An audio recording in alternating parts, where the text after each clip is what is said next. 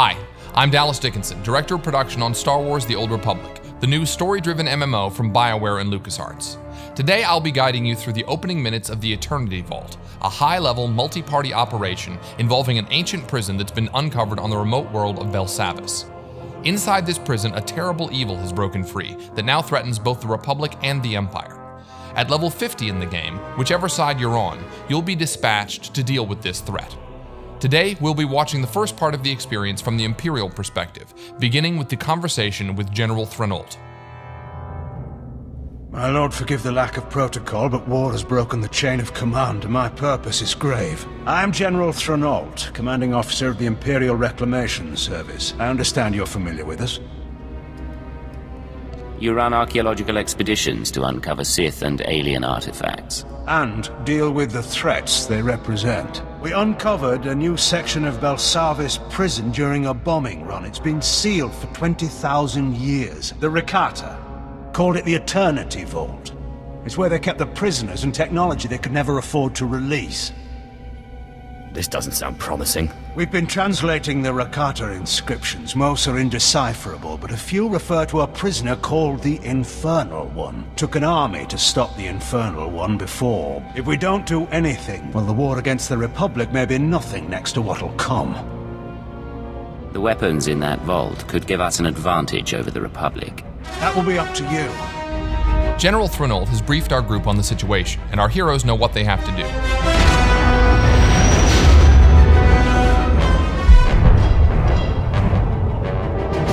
Within Belsavis atmosphere, proceeding to surface.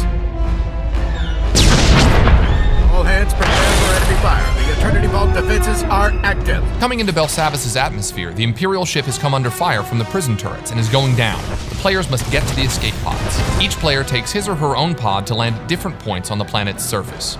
Weather conditions are extreme on this part of Belsavis. Players have to run through the snowstorm to gather up around a burning escape pod. Enter my domain. Children unknowing, they will serve. That voice belongs to the Infernal One. He knows our heroes have come for him, and he has prepared his prison fortress to repel their attack. Our players wisely take a moment to activate any abilities that can give the group defensive and offensive bonuses. They're going to need them.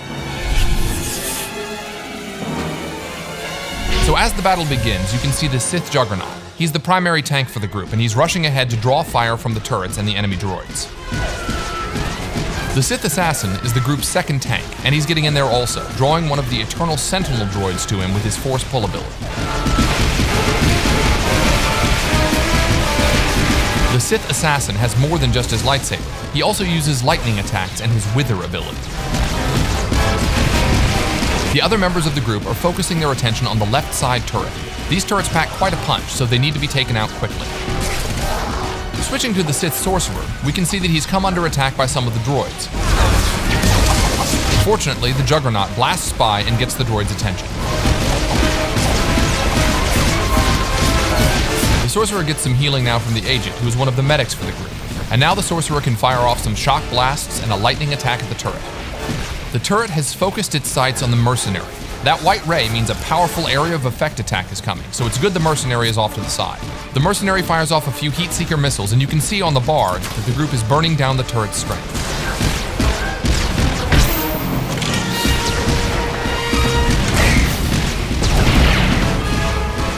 The majority of the group is now focused on taking out the remaining droids, while off in the distance, the Sith Marauder works on weakening that second turret. Here we see the power tech use his retractable blade on one of the droids, but even as one falls, more are coming in. You can see the Sorcerer here unleashing Force Storm, a wide area of effect attack to damage as many droids as possible.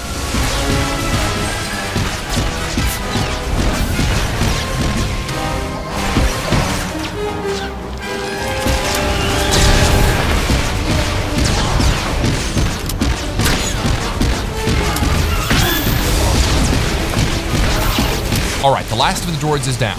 Now they've just got to deal with that second turret.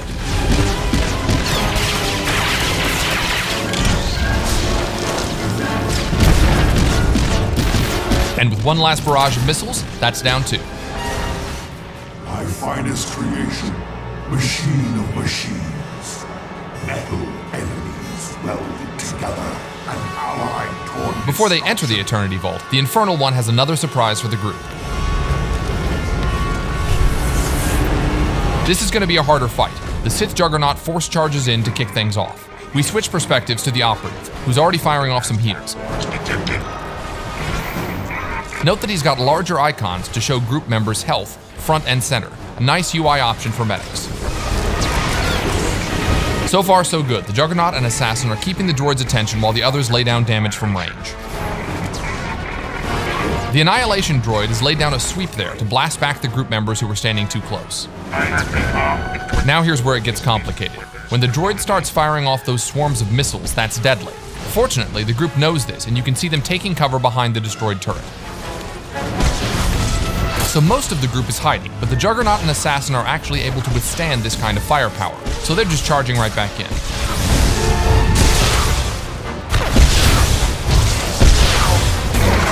As soon as the missile barrage is over, the rest of the group emerges to continue the fight as well.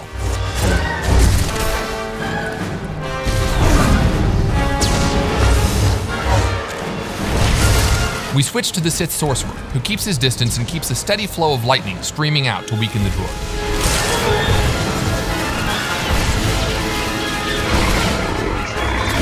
The player slides into first-person view to get a better perspective on the battle.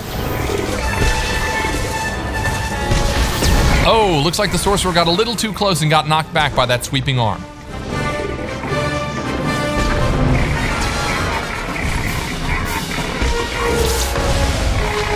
Now the droid is beginning another bombardment with his rockets. This time the group doesn't hide, however, and instead collapses in and keeps fighting. It's critical here that the healers use area of effect heals on the entire group. Even so, that's a lot of damage very quickly and the Marauder goes down. Luckily, the second Sorcerer, skilled in healing, has reanimation, which revives downed group members even in the midst of battle.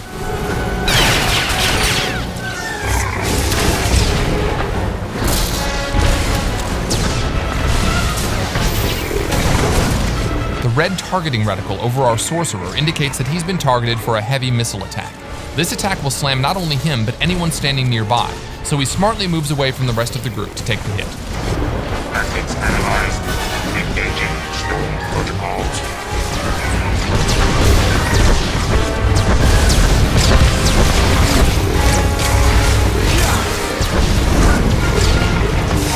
Ouch! Another swing from the Annihilation droid's cannon sends the Juggernaut flying. He won't stay down long though. Running back, he uses Force Charge to leap into the fray.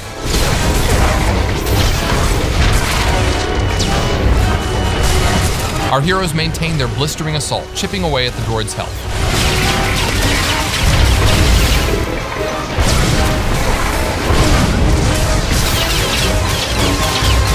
Methods analyzed.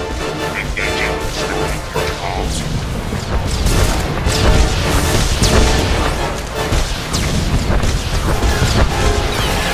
And here the droid is launching another missile barrage, but his health is low, so the group just converges on him. They're gonna go for it.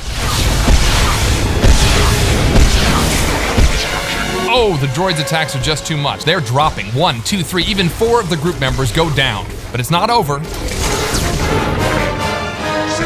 They're so close, and there you go. One final attack from the power tech, and the Annihilation droid has gone down. So that was just a small part of the larger Eternity Vault operation. We hope it's given you a good feel for what playing through the operation will be like for you and your friends. Thanks for watching. We'll leave you now with a sneak peek at what the Infernal One has in store for players inside the Eternity Vault.